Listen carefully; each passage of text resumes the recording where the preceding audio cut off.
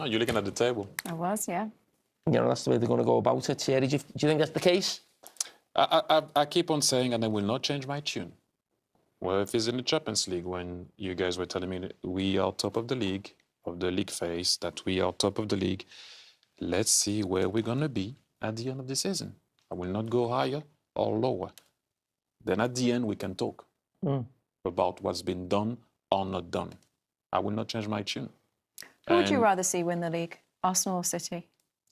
I think I would rather... Not you. No, listen, I think I'd probably rather see Arsenal win it, because I think it's good for a league to have different winners. I know, so that would mean the Premier League would have had 3 different winners in the last 3 years, which I think is probably good for the league. But what I don't want is a team, unless it's my own team, obviously, to run away with the league, and the league's got nothing. So I'm glad of that result tonight, you know, because I think it makes it exciting. It gives us things to talk about, and, you know, stories between now and the end of the season. The North London Derby. Yeah, that makes it more of a game now, doesn't it? There's more, you know, focus on that. So, yeah, and I think that's really good for the, you know, the Premier League, that. But you two don't seem to agree. We need to go to a break, Kate. Come on. Yes, sir. Who do you want to see win, Kate? Oh.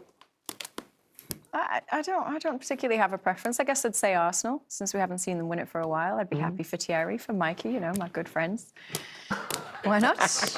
But no strong preference. Kylie, when I say run the break, you're supposed to run the break. Go to the break. Go to the break, please. Please, Kylie. Blown it, they say.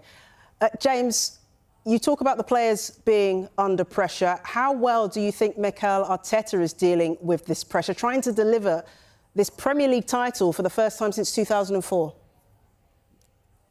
Well, I think he has to take some responsibility for the emotion that he mentioned there, actually. You're sort of talking about, oh, they're too emotional to process it at the moment. I understand that. But I think the emotional element of this it is an unintended consequence of his approach, actually, that what they've tried to do at the Emirates a lot this season is really whip up the crowd, and they put these sort of hype videos out on social media out before a lot of games. You've seen tifos that they've not done before, and really try to sort of get that sense of urgency and immediacy, and there's no margin for error, and the time is now, and all this kind of messaging.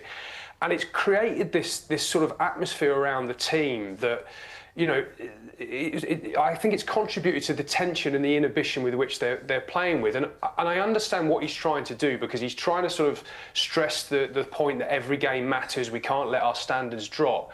But it has created this sort of fraughtness to the team, to the environment. And we've got to remember, this is mid-February, and they've been playing like this for a few weeks. This isn't April, when, you know, the title's on the line, there's a handful of games left, it's nip and tuck right to the end.